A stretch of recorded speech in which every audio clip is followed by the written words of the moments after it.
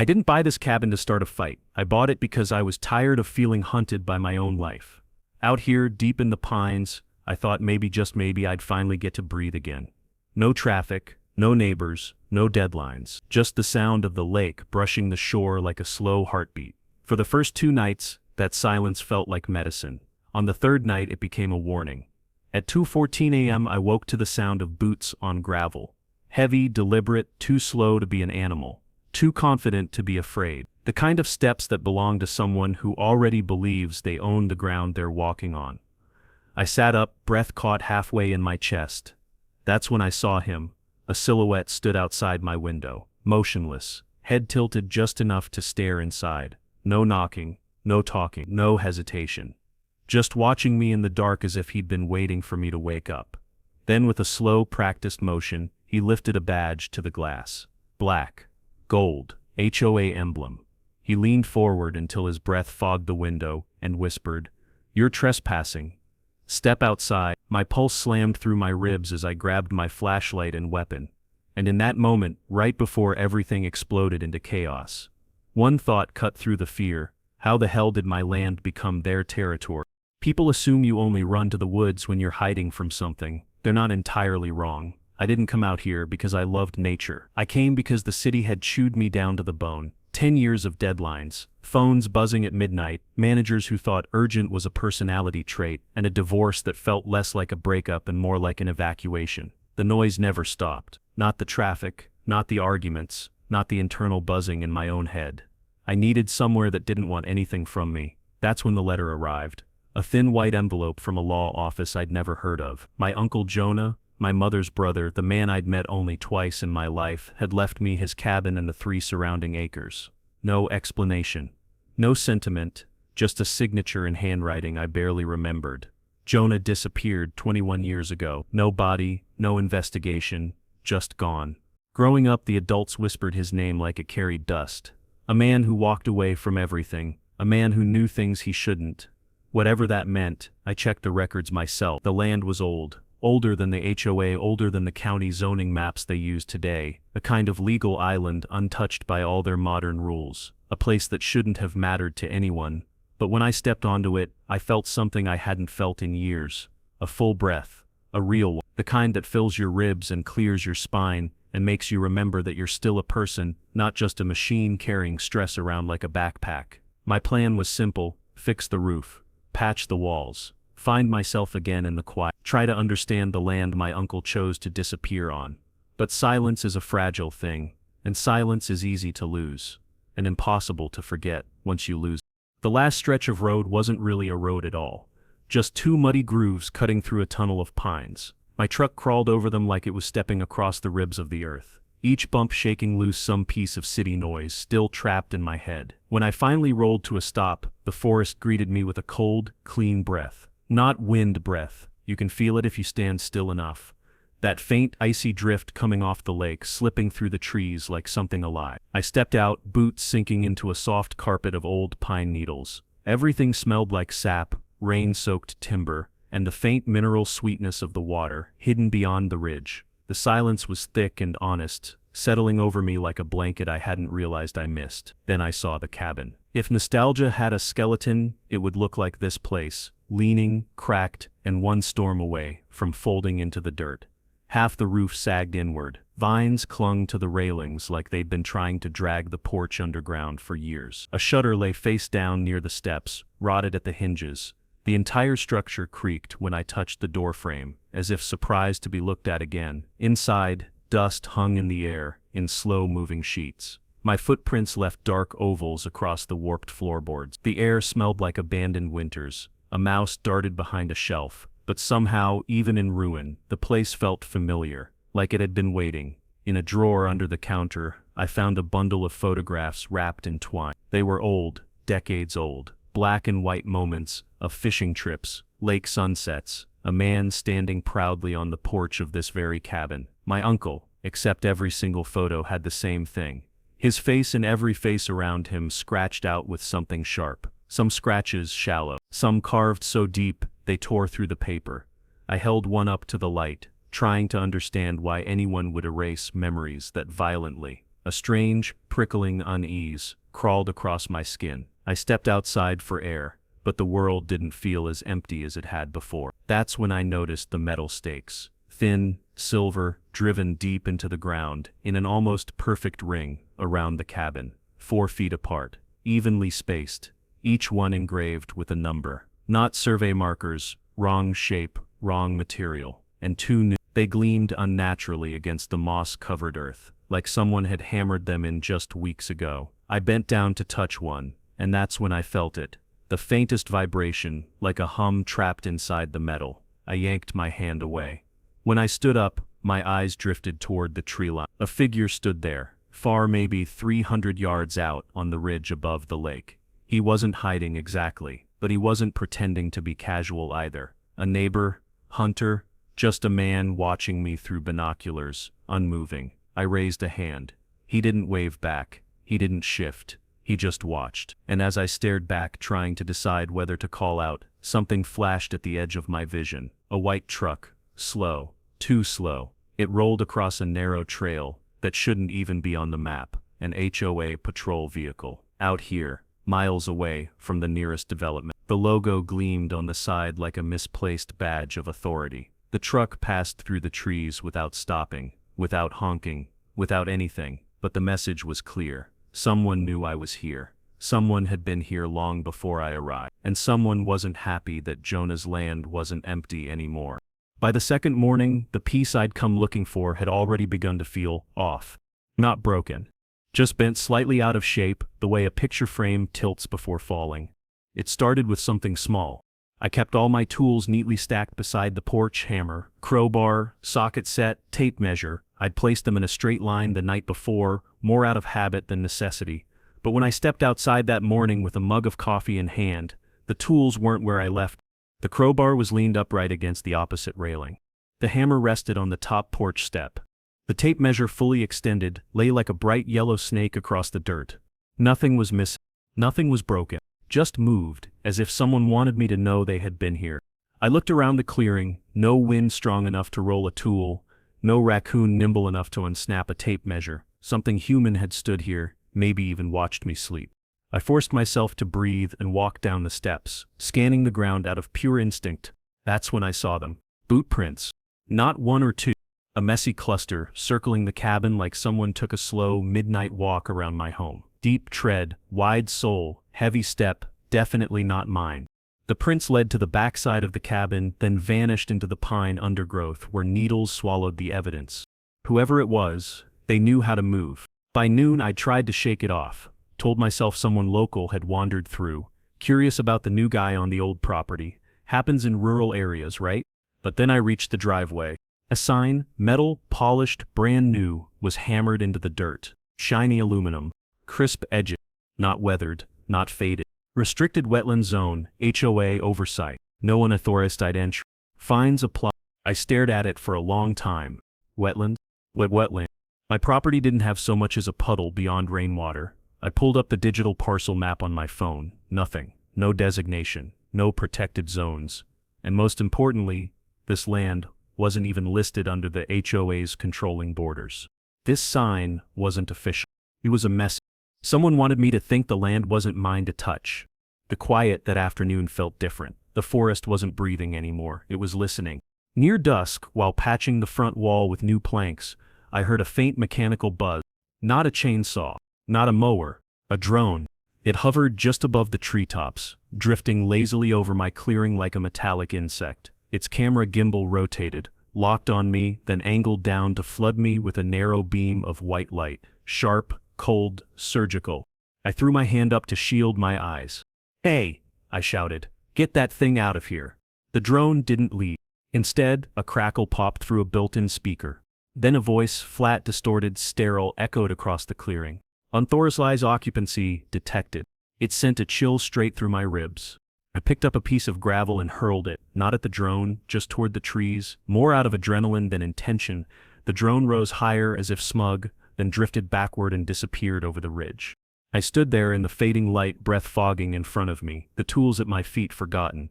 Someone had come onto my land, walked around my cabin, moved my tools, claimed a non-existent wetland zone. and now they were flying surveillance drones overhead. This wasn't some curious neighbor. This wasn't random. This was a pattern, intentional, coordinated, designed, and whoever was doing it wasn't hiding. They wanted me to know they were watching. I noticed the changes before I understood them. The solar panels I'd installed 2 days earlier were no longer angled toward the sun. They'd been rotated upward, pointed uselessly into the sky. When I climbed up to adjust them, I found the problem wasn't the angle of the wires. My neatly secured, freshly taped wiring had been clipped clean through, not frayed, not chewed, cut with deliberate straight-edged precision. Someone had climbed onto my cabin roof in the middle of the night and sabotaged my power. I felt a cold swell in my chest as I checked the cameras next, the one that faced the lake. A view so wide and peaceful it almost felt like a living portrait was no longer aimed outward. Its lens stared directly into my bedroom window, tilted down just enough to watch anyone sleeping on the cot. My breath. This wasn't surveillance. It was intrusion. I walked to the door, planning to re-aim it, and stopped when I saw the paper taped to the wood. Thick cardstock, printed professionally. Trespassing fine, $4,800, report for inspection within 24 hours. HOA letterhead across the top. A QR code at the bottom like I was supposed to scan it and obediently pay. I tore it off and crumpled it, but the shock didn't leave my body. At dawn, before the sun even cleared the treetops, the knocking started. Not polite, not curious. Authoritative, the kind of knock meant to establish dominance before the door opens. I swung it open and found 2 men standing on my porch in forest green polos, with embroidered HOA security badges, clipboards tucked under their arms, radios on their belts. One had a thick binder strapped to his chest like a makeshift vest. Proof of residency application, the taller one demanded. No introduction, no greeting, no explanation. What? I stared at them. This land is not under your HOA. It never has been. He didn't blink. Instead, he scribbled something on his clipboard without looking at me. The second guard stepped off the porch and began measuring the yard, dragging a measuring wheel across the dirt as if surveying a crime scene. He snapped pictures of everything: the porch, the trees, the cabin, my face. Your application was never submitted, the tall one said flatly. You're in violation of community occupancy procedures. There is no community, I snapped back. This parcel is older than your development. Check your own maps. He ignored me. Fully, utterly, as if I hadn't spoken.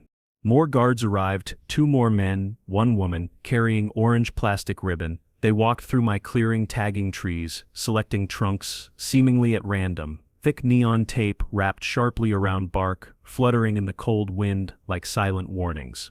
Stop, I said, stepping in front of one of them. You don't have the right to mark anything on my property. He brushed past me. Assessment protocol. What protocol? This isn't your land. Still no reaction. Still no acknowledgement. Still writing, measuring, photographing, taping. The situation felt surreal, like I'd stepped into a scene they had rehearsed, and no matter what I said, they were going to play out their script. After 10 minutes of being treated like a ghost in my own home, the tall guard turned toward the driveway and murmured under his breath.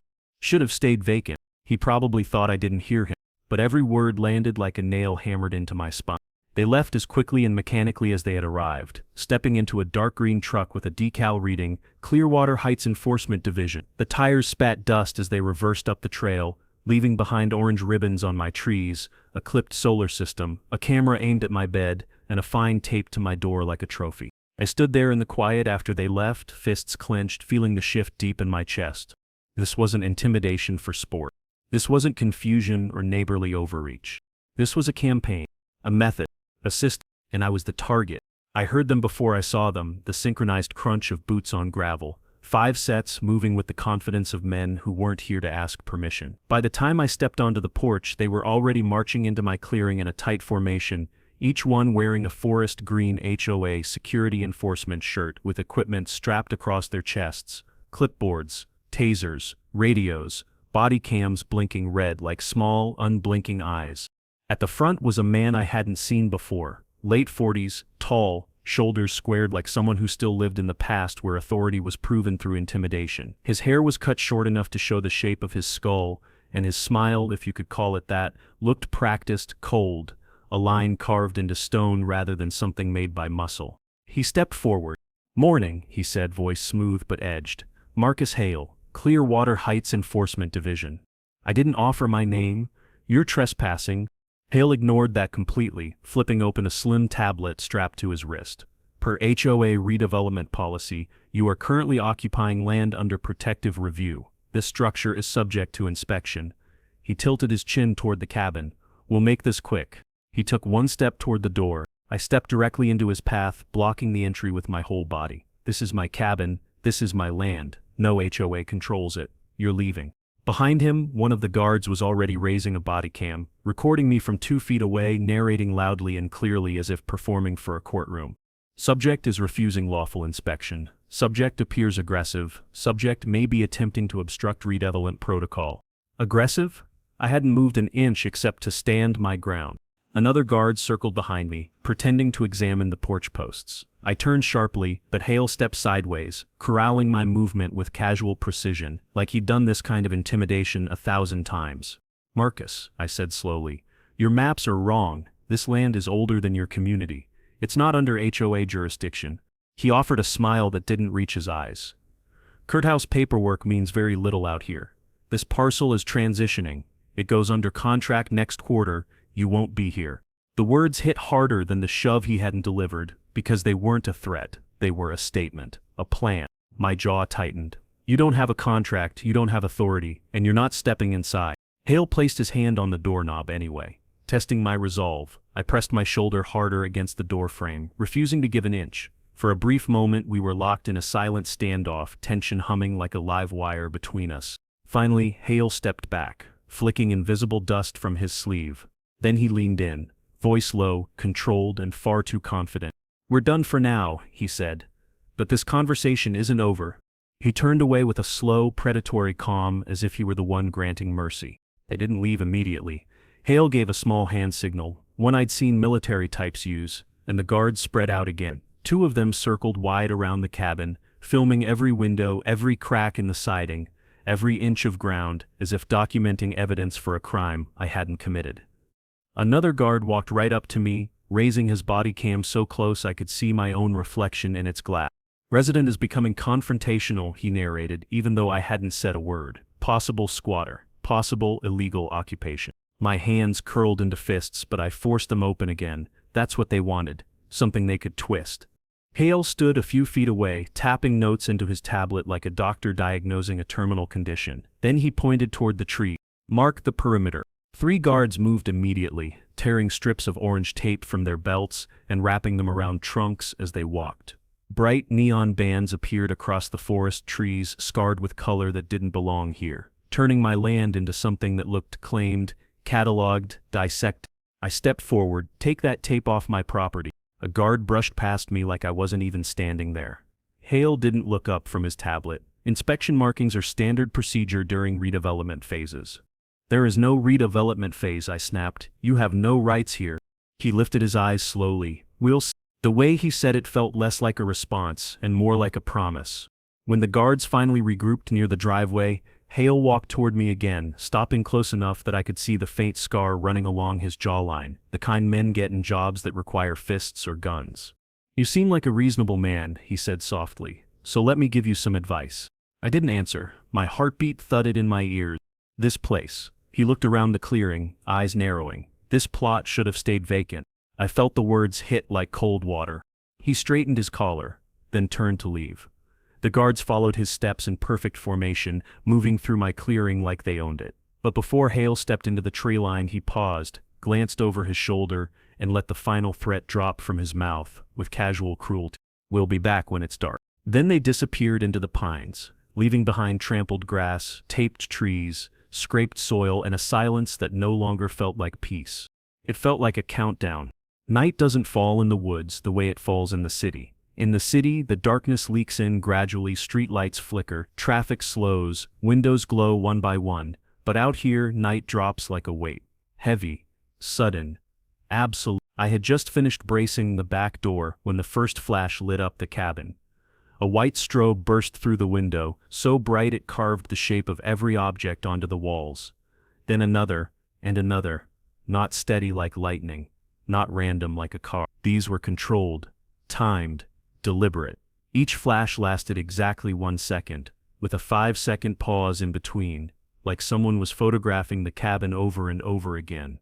I ducked instinctively, heart hammering. The flashes shifted angles, left window, front window, then the small attic window above my cot. Whoever was out there was circling the cabin, inch by inch, documenting every angle, every escape point, every weakness. Then the sound started. At first it was faint, just a thin, shaky whimper, slipping through the trees. Then it grew louder, a baby crying, not a real baby, a recording. The same 3-second cry looped over and over again, echoing across the clearing at just the right volume to make my nerves fire without giving me a direction. It didn't come from one place. It bounced, shifting like someone was dragging a speaker through the woods. Cry, cry. A sound no decent person can ignore, weaponized.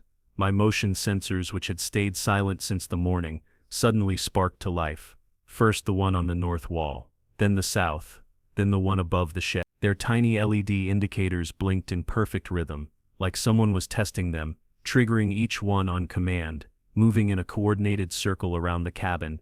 Then everything went quiet. No lights, no crying, no footsteps, just dead, suffocating stillness. I waited, every muscle tight, every breath shallow. A thud hit the porch. Not loud, not forceful, just a single unmistakable drop of weight on wood.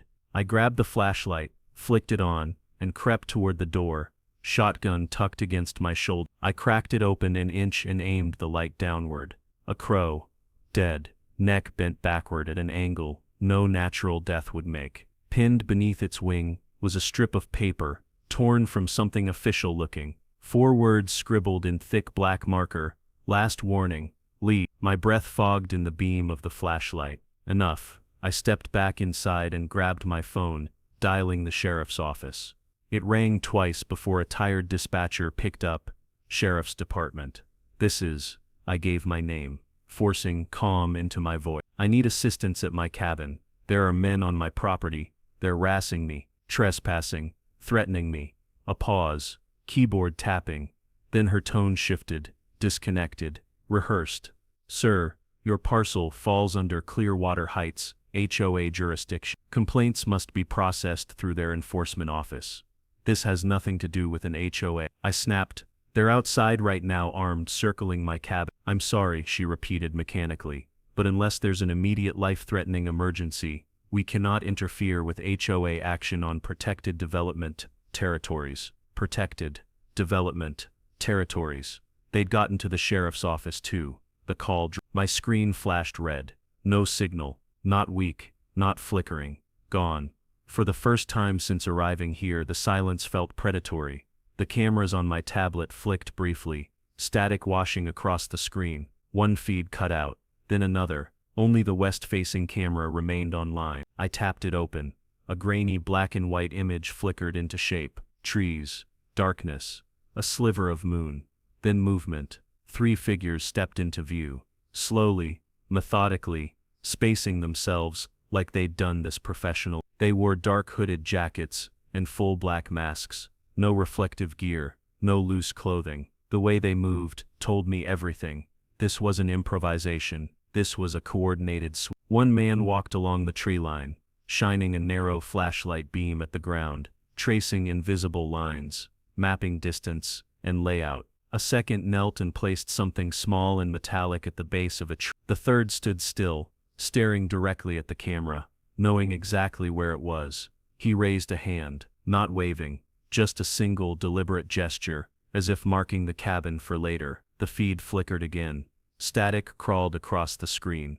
Then the camera went black. The forest swallowed the night, and with it, any illusion that this was just harassment, or confusion, or some bureaucratic misunderstanding. They were planning something, testing boundaries, studying me, and tonight was only the beginning.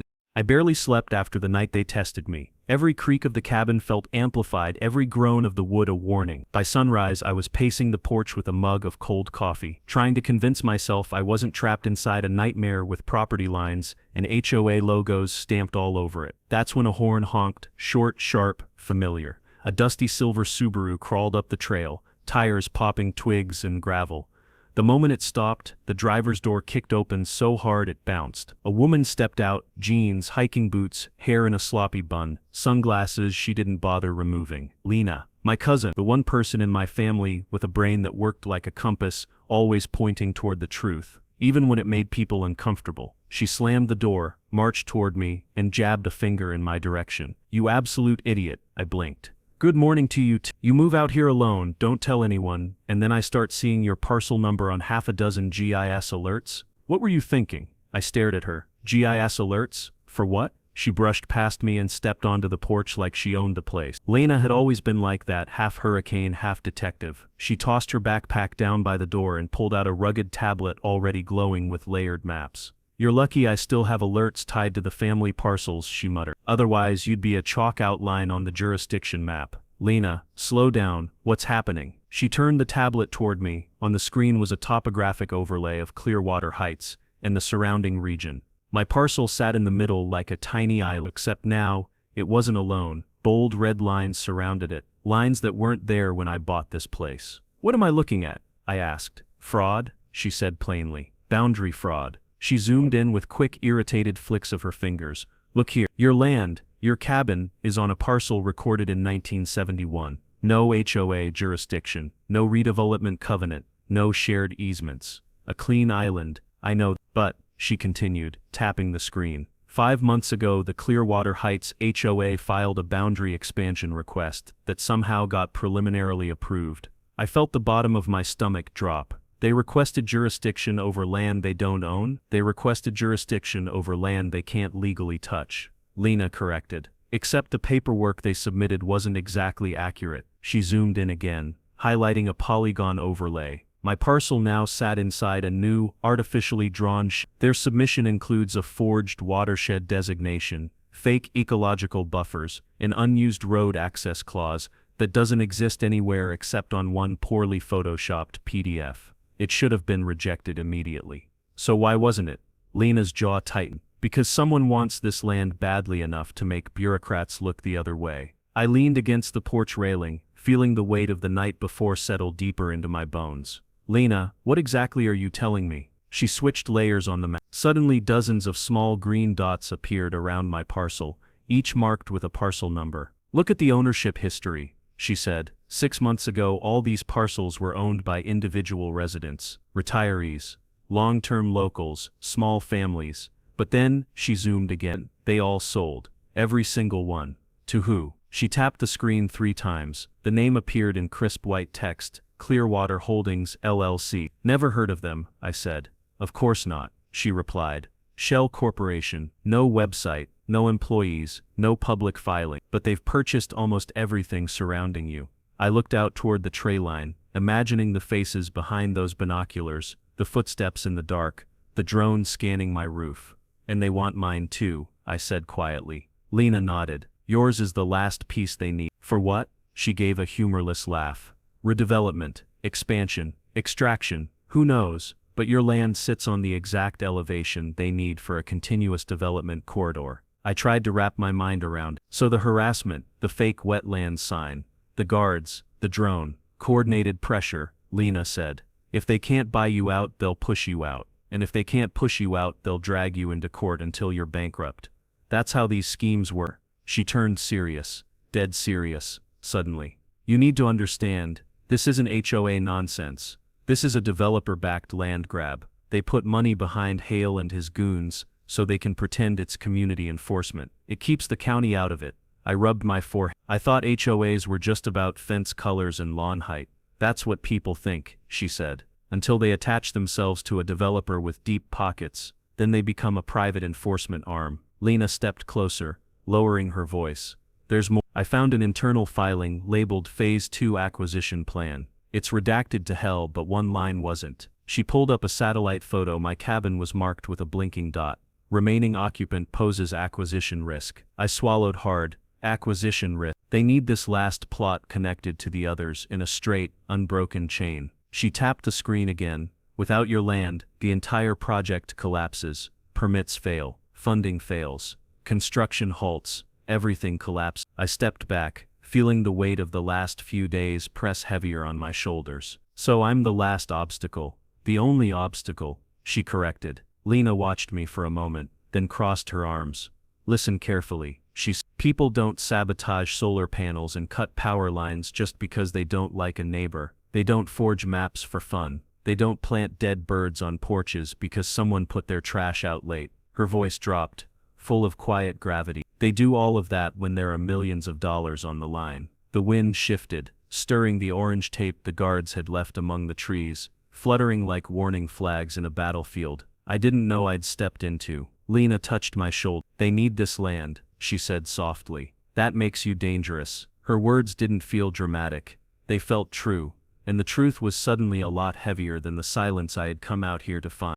The wind picked up as Lena and I stepped inside the cabin. It whined through the gaps in the rotted window frames like the building itself was bracing for something. Lena dropped her backpack on the table, unzipped it, and pulled out a roll of large, brittle papers wrapped in a rubber band that had disintegrated halfway through the journey. These, she said, spreading the sheets out carefully, are why I drove out here at dawn. I leaned over the table. The papers were yellowed, edges curled, corners fragile, older than any HOA. Older than the subdivision, older than the asphalt roads leading into the valley. Maps, government maps, the kind that carried stamps no ordinary land survey ever used. She pointed to the header, Department of Defense, Survey Division 1962 Test Grid, Cold Water Relay Station Project. I felt a slight chill run across my shoulders despite the warmth of the small wood stove. I had never heard of such a project, but the moment I saw the markings, stripes, grids, heavy dark shapes, I knew this wasn't normal. What is this? I asked. A military easement map, she said. The kind they used during the Cold War for radio relay testing and subterranean signal experiments. You're joking. She shook her head. I found it in a federal archive index that wasn't supposed to be publicly accessible. Your parcel, and only your parcel, sits right on a grid, coordinate labeled CW 51A. Cold Water Relay Station 51A. The name alone felt wrong, like a phrase pulled out of a classified file not meant for ordinary mouths. Relay station, here, yes, she said. And it gets worse. Lena laid another map over the first, this one a modern LiDAR image. She tapped the shaded outline of my cabin. Look under the soil depth profile. I stared. Underneath the cabin, underneath the foundation, was a distinctly artificial shape. Rectangular, reinforced, hollow. That's not natural, I whispered. No, she said. It's a bunker. In my land.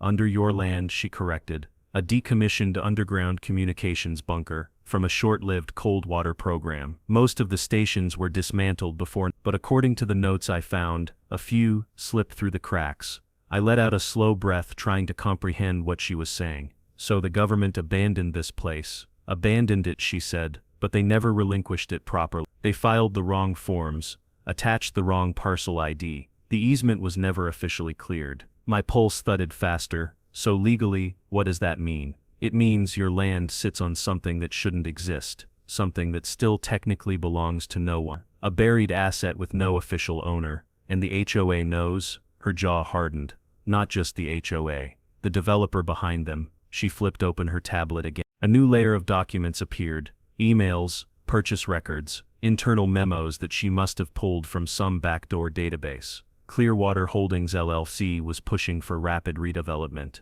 but they weren't buying land for homes. They were acquiring land for subterranean data infrastructure. I frowned.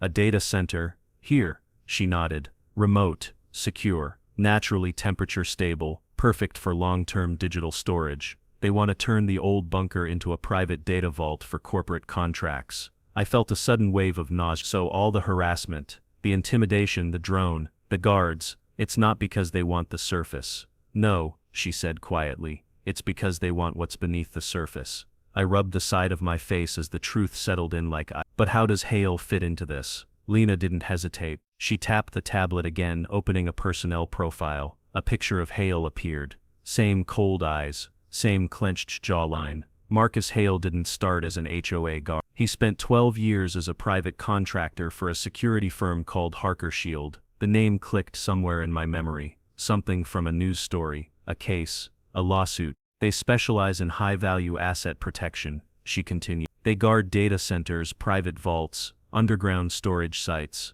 Hale was part of their acquisition and enforcement team. In other words, I said slowly, he's done this before, Dozens of times he's the man corporations hire when they want to pressure communities into selling. If the public refuses, he escalates. The pieces clicked together with horrifying clarity: the forged boundaries, the fake wetlands sign, the nighttime harassment, the sheriff refusing help, the drum, the cameras, the orange tape, the dead crow. This wasn't incompetence. This wasn't personal. This was a strategy. I stood there staring at Hale's photo on Lena's tablet, the pieces of the puzzle snapping together faster than I could process them. The man wasn't a glorified mall cop. He wasn't some HOA volunteer with an ego problem. He was a trained extractor, one of those professionals who knew exactly how far he could push people before they broke. So the HOA hired him? I asked quietly. Lena shook her head. No, Harkershield did. The HOA is just a front, a convenient uniform for Hale to operate under. He's not reporting to Karen or any board. He's reporting to the developer. I swallowed. Clearwater Holdings. She nodded. They want that underground facility. And before you think this is paranoid, they've done it before. In Oregon, in Nevada, even in parts of rural Montana. All they need is a fake boundary claim, a jurisdiction loophole, and a few months of pressure. I ran a hand through my hair. The idea that every moment of fear, every noise in the dark, every trespass had been manufactured with military precision didn't make me feel paranoid. It made me feel hunted. Lena leaned over the old map again. Look here. She pointed at a notation scribbled near the bottom in faded ink. 51A subsurface expansion, cleared but incomplete. What does that mean? I asked. It means the bunker beneath you was supposed to be expanded. They carved out the first chamber, then the program died before they finished. Which leaves, who knows what down there. Her words felt like an elevator dropping beneath my feet. You're saying there's an actual bunker under the cabin? Yes, and it's still structurally intact. Mostly, she said. LiDAR shows reinforcement beams and a sealed lower compartment. The concrete signature is unmistakable. They built something down there and walked away. I looked around the cabin suddenly with different eyes. Every creak in the floorboards, every oddly placed support beam, every spot that seemed too level, too reinforced, too deliberate. This place wasn't built on a foundation, I whispered. It was built over something. Lena nodded. Your uncle probably knew. Maybe that's why he disappeared. Maybe that's why he told no one. Maybe he thought the world had forgotten. I felt a cold shiver run down my spine. But somebody remembered. Not just remembered, she said. They tracked it. They researched it. They traced the faulty land transfer. They mapped the underground chamber. They linked the easement to your parcel. They spent years preparing for this, and now that I bought the land, I forced the words out. I became the last obstacle. Lena didn't answer immediately. She looked at me, really looked. And the worry in her eyes said everything. You weren't supposed to exist, she said softly. This parcel was supposed to stay vacant, a forgotten relic, a clean acquisition, a silent transfer. They thought no one would touch it except them, and I ruined their plan, I said. You detonated their plan, she corrected. You buying this land turned a multi-million-dollar covert acquisition into a risk, and when a corporation like Clearwater Holdings sees risk, they neutralize it. I stared out the window toward the tray line. Somewhere out there, Hale and his men were likely already planning the next move, mapping another angle, another blind spot, another night strike. So I asked quietly, what exactly do they want to put here? Lena tapped the tablet one last time. A rendering appeared. A sleek, temperature-controlled subterranean facility, reinforced steel doors, endless racks of servers, an underground digital vault, a private data storage fortress, she said, hidden, secure, immune to storms, fires or public oversight, and the old bunker is the perfect shell. Then she delivered the line that pulled the entire nightmare into horrifying clarity. This was never about you, she whispered. It was about what's buried under you. The cabin suddenly felt smaller. The land felt heavier. The trees outside seemed to shift, leaning a little closer, listening. For the first time since I bought the place, I understood the truth. I wasn't fighting I was fighting a corporation with a secret to hide, and a bunker beneath my feet, that someone was willing to do anything to claim.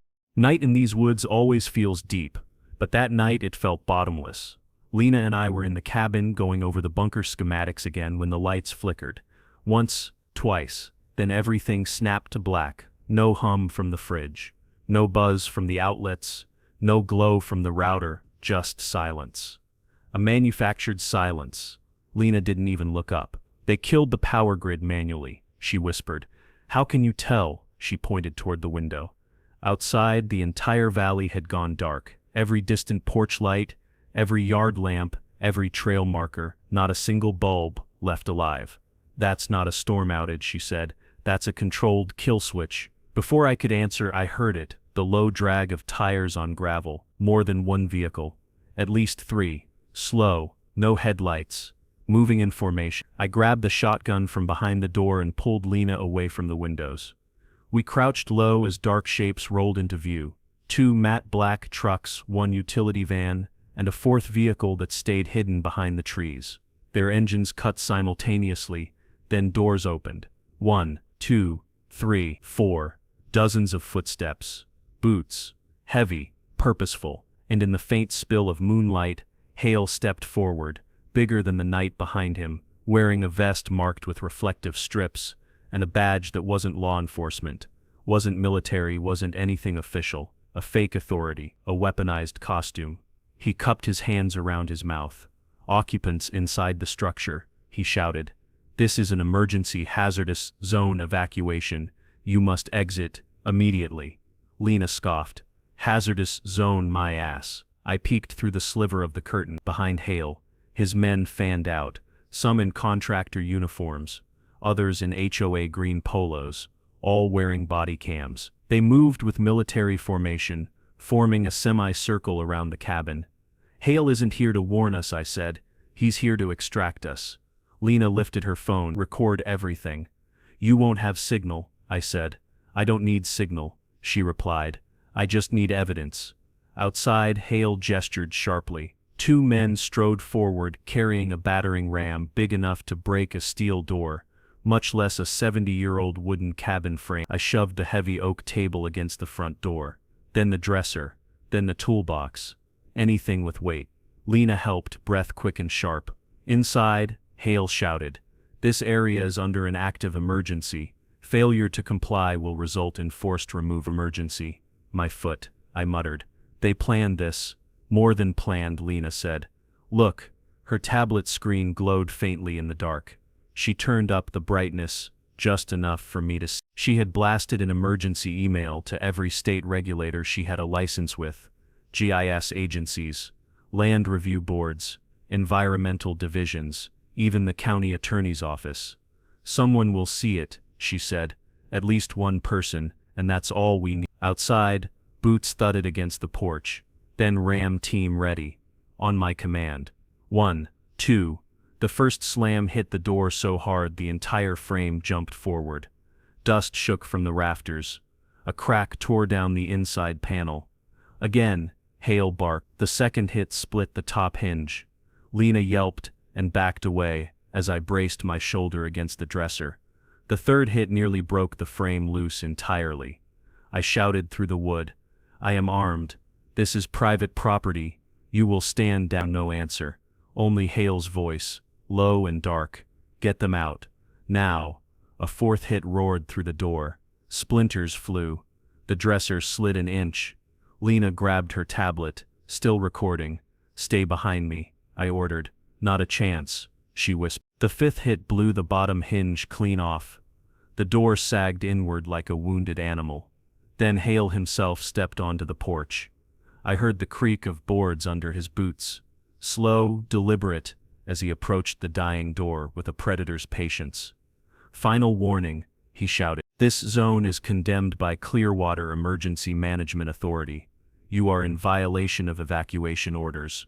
There is no evacuation order. Lena yelled back. We checked every state bulletin. Hale slammed his palm against the door. The sound cracked through the cabin like a gunshot.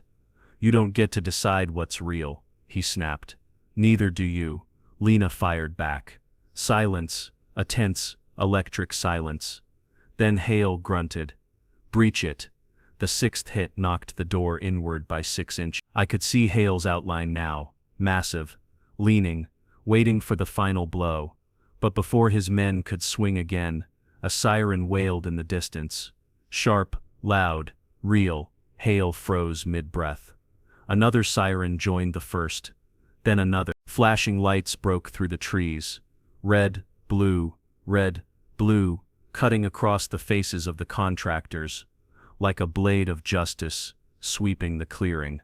Sheriff's Department, a voice roared. Step away from the property. Hale turned, fury. Who tipped them? But Lena cut him off, shouting through the cracked door. I did, and I copied the State Land Bureau. They read everything. 3 sheriff SUVs skidded into the clearing. Deputies poured out, weapons drawn, shouting commands. Hands where we can see them. Drop the tools. Body cams on the ground now. The men who had been so fearless moments before suddenly looked small, exposed, stripped of their manufactured authority. Hale tried to bark an order. Don't move.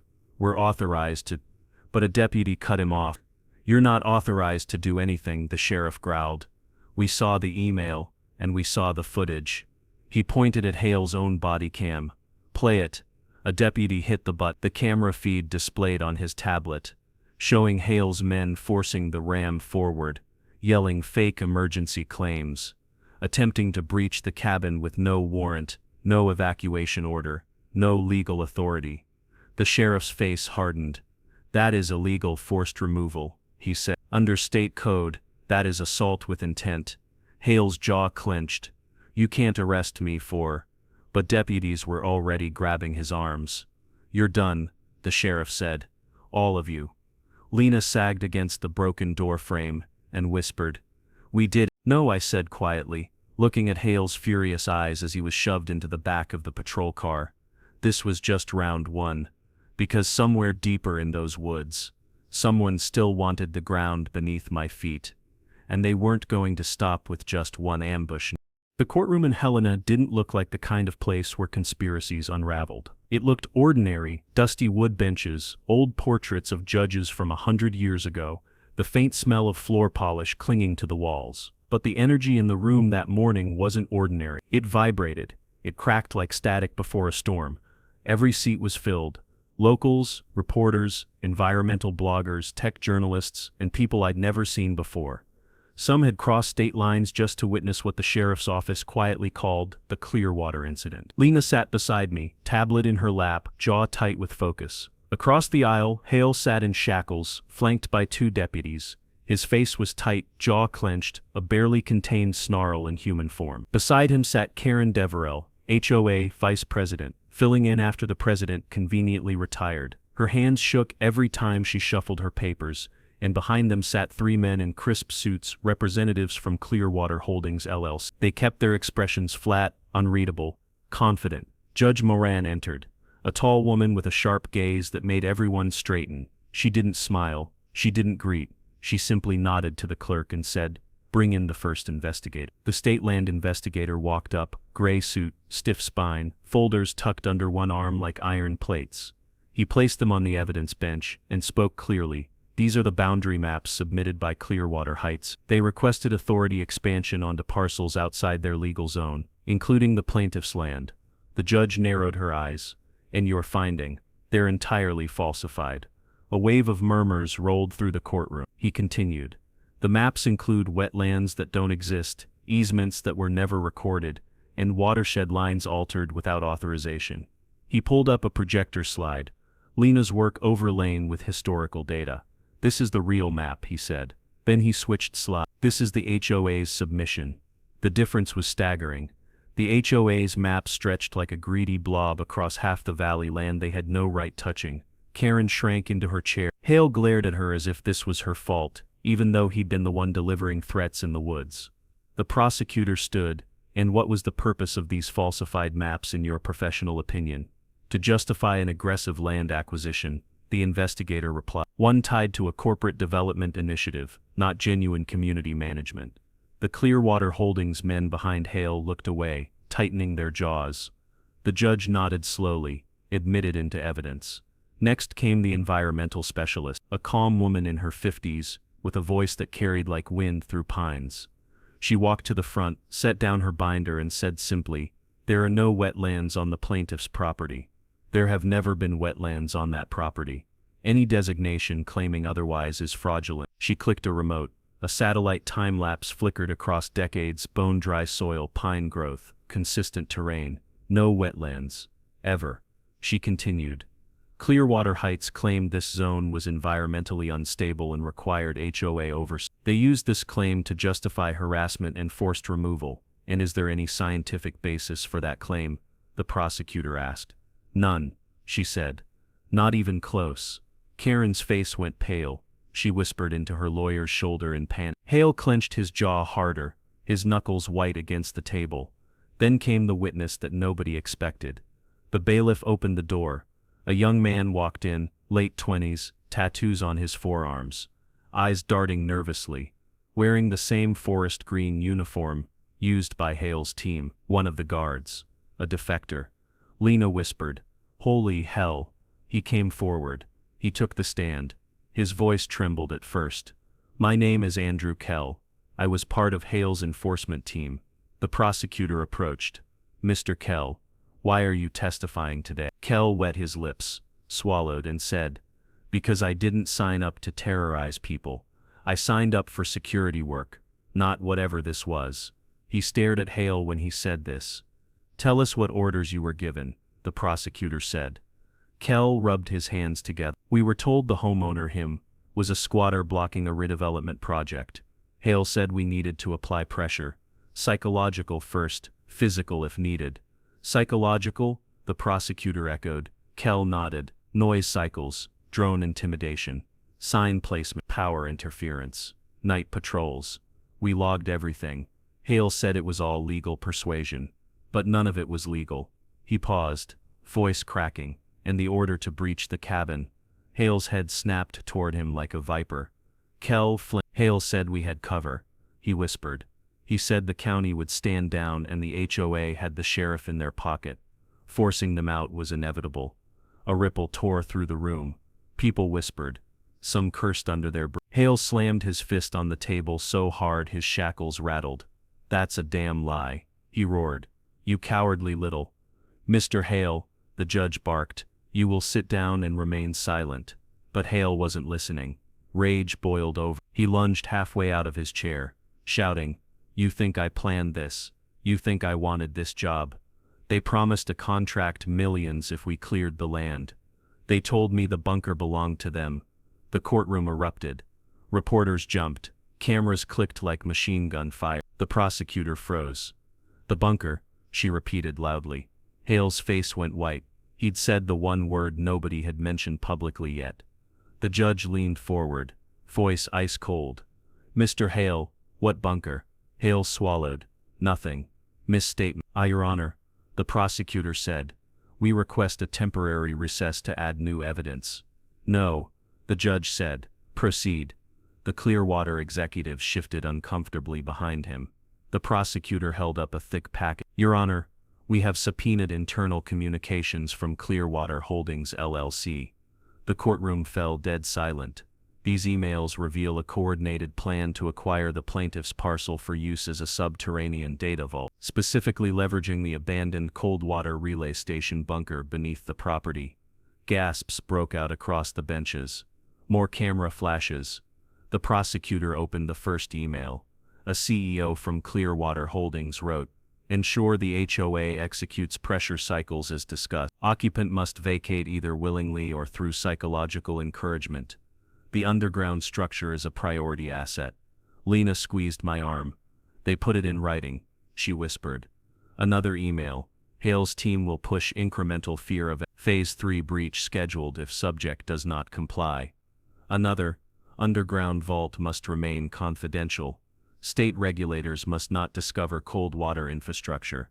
Remove occupant before December." The judge's expression turned lethal. "Is this your company's correspondent?" she asked. The suits behind Hale. They did not answer. Because they couldn't. Their silence said everything.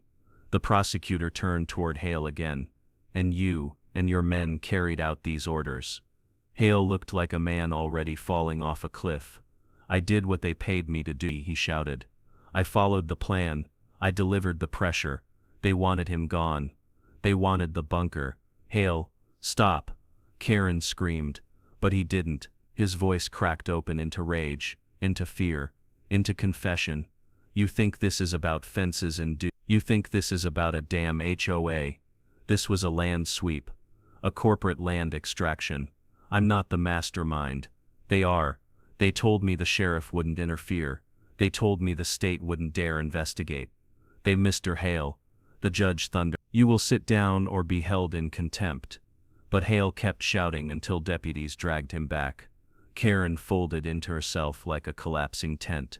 Her lawyer told her to stay silent, but she stood anyway, hands shaking, face red, composure evaporating. I resign, she blurted. The whole board resigns. We had no idea.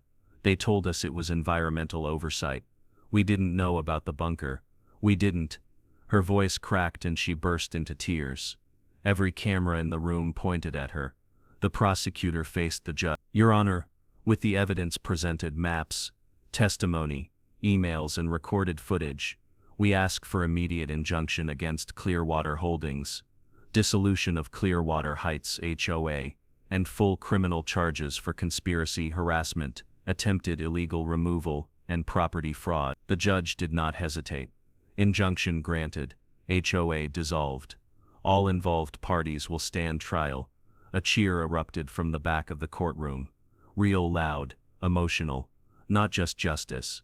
Revelation. Lena looked at me with a trembling smile. It's over, she said. But deep inside, I knew it wasn't over. Not until the land was safe.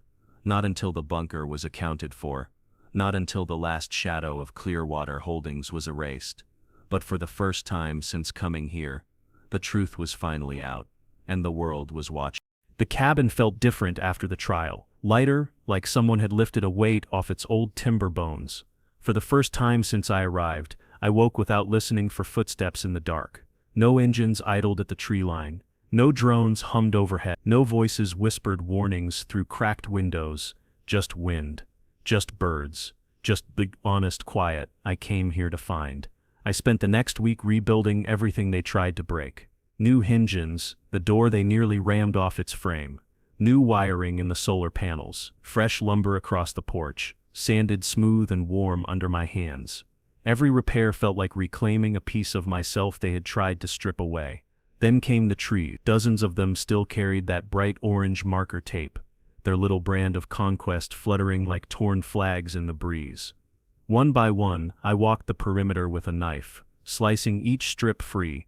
The tape fell silently into my hand, and I tossed them into a burn barrel. The flames ate the plastic like it had never existed. By sundown, not a single mark remained. The land was mine again. Not on paper, on principle. Lena stayed an extra day to examine the ground near the old foundation. Her LiDAR scans hadn't been wrong. There was an entrance, a rusted hatch sunk into the earth behind the cabin, hidden beneath years of pine needles and fallen branches. A relic of a past no one had bothered to explain. We pried it open long enough to see the truth. A ladder descending into stale darkness. The faint smell of concrete and forgotten history drifting up like a sigh. We seal it, Lena said. I nodded. Some things don't need exploration. Some secrets deserve to stay buried where they can't be twisted into weapons. By dusk, the hatch was welded shut, buried under fresh soil and stone, and for the first time it felt like the land wasn't hiding anything anymore. The next morning, I found a folded note tucked under a smooth river rock on the porch. No signature, just a message written in small, careful handwriting.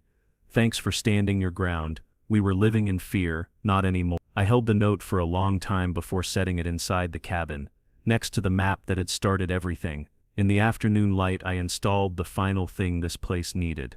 A sign bolted to 2 fresh posts at the head of the drive. Private land. No HOA jurisdiction, not a threat, a promise. When I stepped back and looked at the land, the trees, the lake beyond the clearing, I felt the quiet settle deep inside my chest. The forest finally breathed again, and this time it breathed with me.